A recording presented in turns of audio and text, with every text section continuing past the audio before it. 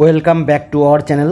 আজ আমরা এই ভিডিওর মাধ্যমে শিখব রৈখিক করণী, যেগুলো চাকরির বিভিন্ন পরীক্ষাতে প্রচণ্ড গুরুত্বপূর্ণ, সেগুলো আজকে শেখার চেষ্টা করব। এই রৈখিক করণী বিভিন্ন আকারের হয়ে থাকে, যেগুলো তোমাদের সামনে আমরা একে একে টাইপ ওয়াইজ আনার চেষ্টা করব। এবং এই টাইপ ওয়াইজ আনার সাথে সাথে আমরা প্রত্যেকটি অঙ্ক প্রথমে আমরা ডিটেলস অ্যাপ্রোচ শিখব, এবং সেটা এক্সামে কীভাবে আমরা ট্রিক ইউজ করে করতে পারি খুব সহজে, সেটাও আমরা শেখার চেষ্টা করব। তাহলে চলো শুরু করা যাক। প্রথমে আছে টাইপ 1, যেটা আমরা নাম দিয়েছি সমষ্টি আকার। চলো এই ধরনের অঙ্কটা আমরা দেখে নিই। দেখো, এগুলোকে আমরা বলছি সমষ্টি আকার। যেহেতু এখানে প্লাস আছে, এই জন্য এটাকে সমষ্টি আকার বলছি। ঠিক আছে, কোশ্চেনটা খুব ভালো করে দেখো। দেখো, রুট দিয়ে 12 প্লাস রুট 12 প্লাস রুট 12 দিয়ে এইভাবে প্লাস দিয়ে ডট ডট ডট দিয়ে ইনফিনিটি সাইন আছে। তার মানে এরকম অসীম পর্যন্ত আছে। হয় ইনফিনিটি চিহ্ন থাকবে, না হলে এখানে তোমার লেখা থাকবে কি অসীম। বা যদি অসীম লেখাও না থাকে, তুমি যেন এই ডট ডট যেন থাকে, তুমি বুঝতে যেন পারো যে আরও 12 এইভাবে কিন্তু কন্টিনিউ করছে। ঠিক আছে, তার মানে এটা বুঝলাম যে এইভাবে 12 রুট আকারে অসীম পর্যন্ত আছে। তাহলে এই যে সিরিজটা হলো করণীর যে সিরিজটা, এই সিরিজের সরলতম মান কত হবে? 12, 6, 4, 3। দেখো, প্রথমে আমরা এটাকে ডিটেলস অ্যাপ্রোচ শেখার চেষ্টা করি। কীরকম? দেখো, যদি কোশ্চেনটাকে আমরা এইভাবে আরেকবার লিখে নিই, যে ধরে নিচ্ছি এই টোটালটার মান ধরো এক্স ধরে নিলাম, টোটালটার মান আমরা এক্স ধরছি, সেটাকে আমরা এখানে লিখছি। ধরো X equal to root over কত দেওয়া আছে? 12 প্লাস রুট 12 প্লাস রুট 12 দিয়ে ডট ডট ডট ডট দেওয়া আছে। ঠিক আছে, এবার দেখো এই যে রুট, এটা যদি এ পাশে আসে ইকুয়াল টুর, তাহলে এখানে এক্স স্কোয়ার হয়ে যাবে না? তাহলে ইকুয়াল টু একটা 12 তাহলে বাইরে বেরিয়ে যাবে। তাহলে 12 প্লাস, কারণ এই রুটটা এই পাশে চলে এসছে, তাহলে একটা 12 বেরিয়ে গেল। তাহলে এখানে রুট ওভার কত থাকলো? বাকিটুকু থাকলো এইটুকু, যে 12 প্লাস কি আবার আছে 12 plus root 12 plus dot dot dot infinity. দেখো, এখন যদি তুমি ভালো করে লক্ষ্য করো, দেখো এই যে রুট 12 যেটা আছে, এইটার মানই তো এক্স, প্রথম লাইনে যেটা আমরা ধরেছিলাম। তাহলে এখানে আমরা এক্স লিখতে পারি পরের লাইনে। তাহলে x square equal to 12 plus x. ঠিক আছে, আচ্ছা এখন দেখো এই এক্স আর 12টাকে যদি সব এক পাশে নিয়ে চলে আসি, তাহলে কী হবে? দেখো, x square minus x minus 12 equal to 0। এটা আমরা সাজিয়ে লিখলাম। এখন এটাকে যদি আমরা মিডল টার্ম করার চেষ্টা করি, তাহলে দেখো কী হবে। আমরা জানি যে এই যে এখানে কিছু নেই মানে 1 আছে, এর সাথে কিছু নেই মানে 1 আছে। তাহলে এই 1 নিয়ে আসতে হবে কী করে? এই 12টাকে ভেঙে এবং মাইনাস করে, যেহেতু চিহ্ন এখানে মাইনাস আছে, তাই তো? তাহলে 12কে যদি আমি ভাঙি, তাহলে কীভাবে ভাঙতে পারি? দেখো, 6 ইন্টু 2 করলে 12 হয়, 12 ইন্টু 1 করলে 12 হয়, আর 3 ইন্টু 4 করলে 12 হয়, তাই তো? কিন্তু যেহেতু আমাকে 1 আনতে হবে, তাহলে বলো তো যে এই যে সংখ্যাগুলো দেওয়া আছে, এর মধ্যে কোন দুটি সংখ্যা বিয়োগ করলে এদের ডিফারেন্স হবে 1? 3 আর 4 না? 3 আর 4-এর মধ্যে ডিফারেন্স কত? 1। তাহলে আমরা কিন্তু এইটাকে নেব, 3 আর 4। ঠিক আছে, তাহলে এখানে আমি লিখতে পারি যে এক্স স্কোয়ার মাইনাস এই যে 1, এই 1-এর জায়গায় আমি লিখতে পারি কি 4 মাইনাস 3, তাহলেই তো 1 হয়। ঠিক আছে, তাহলে into x minus 12 equal to 0। এবার দেখো এই যে 4 মাইনাস 3 ইন্টু এক্স, এটাকে আমি গুণ করে দিচ্ছি। ঠিক আছে, আমরা ওপরের দিকে লিখি। দেখো, এটা যদি লিখি এখানে ওপরে যে এক্স স্কোয়ার মাইনাস 4 গুণ করে দাও, তাহলে 4x।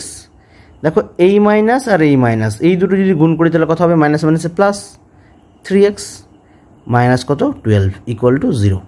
এবার এইখান থেকে এবং এইখান থেকে তুমি যেটা যেটা কমন আছে তুমি কমন নিয়ে নাও। দেখো, এখানে কমন যাচ্ছে কি? প্রথম পোর্শনটুকু এক্স কমন যাচ্ছে, তাহলে এখানে পড়ে থাকলো এক্স মাইনাস 4। পরে কমন যাচ্ছে কত? 3, তাহলে এখানে পড়ে থাকলো এক্স মাইনাস 4। দেখো ইকুয়াল টু 0। তুমি গুণ করে দেখো আগের লাইনটা চলে আসছে কেন?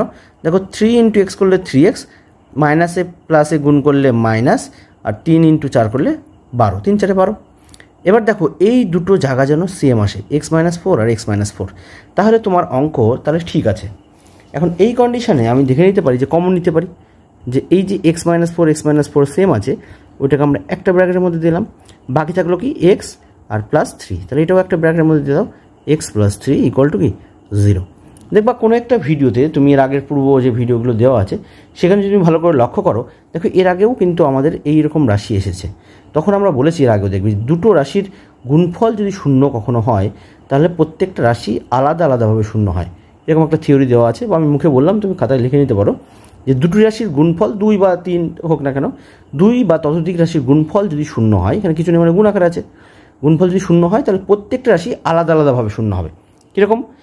এরকম বলতে চাইছি, এটা আমরা ডিলিট করে দিলাম, যে একবার এটা শূন্য একবার এটা শূন্য, তার মানে x - 4 = একবার শূন্য হবে, আর একবার কী হবে x + 3 = 0। তাহলে এখান থেকে আমি বলতে পারি যে x = -4টা বসে গেলে +4 হয়ে যাবে, আর এখানে কত হবে x = -3। তার মানে x এর দুটো মান বেরোবে, একটা হচ্ছে +4 আর একটা হচ্ছে -3। ন্যাচারালি আমরা পজিটিভ ভ্যালুটা নেব, তাহলে সঠিক অ্যান্সার হবে কিন্তু এই যে রাশিটা যেটা দেওয়া আছে এর যে সরলতম মান সেটা হবে অপশান সি, ঠিক আছে, 4। আর দেখো -3 তো অপশানেও নেই, এখানে +3 আছে, যেন এটাও হবে না, তাহলে সঠিক উত্তর হবে কি সি। এবার দেখো এই যে ডিটেলস যে টেকনিকটা আমরা শিখলাম এটা খুব সহজে কিভাবে করতে পারি। দেখো এইখানে যে সংখ্যাগুলো আছে, যে 12 যেটা রয়েছে, এই 12 সংখ্যাটাকে পাশাপাশি দুটি সংখ্যায় ভাঙো, যে 3 × 4 করলে পাশাপাশি সংখ্যা হয়, 3 × 4 = 12, তাই তো। 6 × 2 করলেও হয়, কিন্তু 6 এবং 2 অনেক দূরে দূরে আছে, তাই না? তার থেকে খুব কাছাকাছি আছে 3 আর 4, পরপর দুটি সংখ্যায় ভাঙলাম। তাহলে যদি এখানে তোমার প্লাস থাকে, দেখো আমাদের 4 এসেছিল না, তাহলে এখানে যদি প্লাস থাকে প্রত্যেকটাতে তাহলে হবে আমার বড়টা উত্তর। তাহলে প্লাস থাকলে কোনটি হবে? বড়টি, ঠিক আছে। আর মাইনাস থাকলে কোনটা হবে? যদি এখানে মাইনাস থাকতো তাহলে হবে ছোটোটি, ঠিক আছে। তাহলে শর্টে আমরা বুঝে গেলাম যে প্লাস থাকলে হবে বড়টি, কোন বড়টা? এটা, ঠিক আছে। আর মাইনাস থাকলে হবে ছোটোটি, মানে এটা, বুঝলাম। তাহলে এক্ষেত্রে সঠিক উত্তর হবে কি অপশান সি। যদি এটা মাইনাস থাকতো তাহলে 3 উত্তর হতো, তাহলে সঠিক উত্তর হবে অপশান সি, 4 হবে সঠিক। একই রকম প্যাটার্নে দেখো এটা = জিজ্ঞাসা দেওয়া আছে, মানে এর মান কত, ঠিক আছে। দেখো সেম প্যাটার্ন, দেখো রুট দিয়ে 20 আছে, প্লাস রুটে আবার 20 প্লাস √20 প্লাস √20 দিয়ে ডট ডট দিয়ে ইনফিনিটি। আমাকে দেখতে হবে যে ইনফিনিটি চিহ্ন বা অসীম এটা আমি বুঝতে পারছি কি না, যেন অসীম যেন থাকে, না হলে কিন্তু অন্য টেকনিক ইউজ করতে হবে, ঠিক আছে। আচ্ছা দেখো এখানে অপশান আছে 4, 5, 20, 100। যেহেতু এখানে প্লাস আকারে আছে তাহলে 20কে পাশাপাশি দুটি সংখ্যায় ভাঙবো, যে 4 × 5 করলে 20 হয়। কেবলই বললাম যদি পজিটিভ চিহ্ন থাকে, প্রত্যেকটাতে প্লাস চিহ্ন থাকে, তাহলে কী হবে? বড়টা উত্তর। তাহলে 4 আর 5-এর মধ্যে বড় কোনটা? 5 হবে বড়, তাহলে সঠিক উত্তর হবে অপশান বি হবে সঠিক, 5 হবে। দেখো সেম প্যাটার্নে আরেকটি অঙ্ক দেওয়া আছে, কিন্তু এখানে দেখো এক্সট্রা আরেকটি রুট দেওয়া আছে। তোমার মনে হতে পারে প্রশ্নটা ভুল, প্রশ্ন কিন্তু কোনো ভুল নেই। দেখো এই পর্যন্ত যেটুক আছে এই পর্যন্ত দেখো সেম আছে, এক্সট্রা দেওয়া আছে কি আর একটা রুট দেওয়া হয়েছে। তুমি এই পর্যন্ত তুমি যা শিখলে তুমি করে ফেলো তো। যে 72 আছে একই প্যাটার্নে দেখো আছে, তাহলে 72কে আমরা 8 × 9 আকারে ভাঙতে পারি না? তাহলে যদি এইটুক থাকতো, এই রুটটা যদি না থাকতো তাহলে এটার মান কত হতো? 9 হতো, কেন পজিটিভ আছে যেহেতু, প্লাস আছে, তাহলে 9 হতো। কিন্তু এই রুটে একটা এক্সট্রা 9 মানে এক্সট্রা রুট আছে, তাহলে এক্সট্রা 9 মানে রুট হবে, যে তার ভিতরে 9 হবে, তাই তো। 9 তো অ্যান্সার হতোই, তার আগে একটা এক্সট্রা রুট আছে যেহেতু, তাহলে এক্সট্রা রুটটা দিলাম। তাহলে 9-এর বর্গমূল করলে কত হয়? 3। তাহলে সঠিক উত্তর হবে অপশান সি। আশা করি বোঝা গেছে। এটাকে দেখো আরেকটু কঠিন করা হলো, একই প্যাটার্নের অঙ্ক দেখো কীভাবে পরীক্ষাতে কঠিন থাকে। দেখো 240 প্লাস √240 দিয়ে ডট ডট দিয়ে ইনফিনিটি।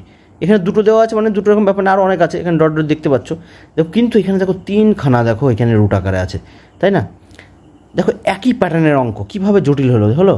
দেখো এই পর্যন্ত যদি থাকতো তাহলে তুমি কিন্তু খুব অনায়াসে পেয়ে যেতে। এক্সট্রা আরও দুটো রুট দেওয়া আছে, তুমি যেটুকু শিখলে সেইটুকু তুমি অ্যান্সার দাও তো। যে এই যে 240 রুট আকারে 240 প্লাস আকারে আছে, যে 240কে পাশাপাশি কটা সংখ্যায় মানে কত কত ভাঙলে 240 আসে? 15 × 16 করলে আসে না? 15 × 16, 15 × 16 করলে কত হয়? 240। তাহলে কেবলই শিখলাম যদি এখানে প্লাস চিহ্ন থাকে তাহলে বড়টা উত্তর হবে, তার মানে কত উত্তর হবে? 16। তার সঙ্গে আরও দুটো রুট দেওয়া আছে, তাহলে তুমি লিখে দাও যে √16, আবার মানে দুটো রুট, তারপর ভিতরে আছে 16। দেখো এই রুটটা যদি করি, এই রুটে যদি অ্যান্সার বের করি তাহলে 16-র বর্গমূল করলে কত হবে? তাহলে কত হবে? 4। তাহলে এই হলো 4, আবার 4-এর আবার রুট দেওয়া আছে, তাহলে 4-এর বর্গমূল কত? 2। তাহলে সঠিক উত্তর হবে কি অপশান সি। দেখো এটা তুমি আমার সাথে সাথে করো প্র্যাকটিসটা। দেখো সেম প্যাটার্নে একই অঙ্ক আছে, খুব ইজি। দেখো 156 দিয়ে প্রত্যেকটা রেখা আছে 156 প্লাস দিয়ে এবং রুট আকারে আছে, তার মানে একই প্যাটার্ন বুঝতে পারছি। তাহলে 156কে কোন দুটো সংখ্যা গুণ করলে 156 আসে? খুব সহজে কিন্তু তোমাকে গুণগুলো মানে রপ্ত করতে হবে, খুব প্র্যাকটিস করতে হবে। যে 12 × 13 গুণ করলে 156 হয়, ঠিক আছে। তাহলে 12 × 13, বা তুমি অপশান থেকে দেখলেও তুমি বুঝতে পারবে। তাহলে যেহেতু প্লাস আছে তাহলে কোনটা উত্তর হবে? 13 হবে উত্তর, মানে অপশান বি হবে সঠিক। আশা করি তুমি এই প্যাটার্নটা তুমি বুঝতে পারলে যে সমষ্টি আকার কীভাবে পরীক্ষাতে খুব সহজে অ্যান্সার দিতে পারি। এখন আমরা শেখার চেষ্টা করব টাইপ 2। চলো শুরু করি। টাইপ 2 সেটা হচ্ছে বিয়োগ আকার। একই রকম প্যাটার্ন, এখন যোগ শিখেছিলাম, এবার বিয়োগ শিখবো। ঠিক আছে, দেখো একই রকম পুরো সেম অঙ্ক, দেখো একই রকম স্ট্রাকচার দেখতে, শুধু এক্সট্রা আমরা দেখতে পাচ্ছি কি এখানে মাইনাস চিহ্ন আছে। তাহলে আমরা তখনই বললাম যে যদি এখানে প্লাস থাকে তাহলে হয় বড়টা, আর মাইনাস থাকলে হয় ছোটোটা। তাহলে 30কে পাশাপাশি দুটো সংখ্যায় ভাঙো, 5 × 6, 5 × 6 = 30। তাহলে এখানে যেহেতু নেগেটিভ চিহ্ন আছে, প্রত্যেকটা মাইনাস আছে, তাহলে ছোটোটা উত্তর বলেছিলাম ছোটোটা, তাহলে মাইনাস হলে ছোটোটা আর প্লাস হলে বড়টা। তাহলে এখানে যেহেতু মাইনাস আছে তাহলে ছোটো উত্তরটা হবে 5 হবে উত্তর, অপশান এ হবে সঠিক। দেখো 56 আছে, সেম প্রসেস, 56 একই রকম প্যাটার্নের অঙ্ক। তাহলে 56কে পাশাপাশি দুটো সংখ্যায় ভাঙো, তাহলে 7 × 8 করলে 56 হয়, 7 × 8 = 56। যেহেতু মাইনাস আছে তাহলে ছোটো উত্তরটা হবে মানে 7 হবে সঠিক, অপশান বি হবে এর জন্য। দেখো একই রকম আরও দুটো এক্সট্রা রুট দেওয়া আছে, তাহলে তুমি এই পর্যন্ত বের করো। তাহলে এই পর্যন্ত যদি ক্যালকুলেট করা হতো তাহলে 90কে পাশাপাশি সংখ্যায় ভাঙলে কত হয়, 9 × 10। তাহলে যেহেতু মাইনাস আছে তাহলে 9 হবে, সাথে এক্সট্রা আরও দুটো রুট রয়েছে, তাহলে দুটো রুট তার মধ্যে 9।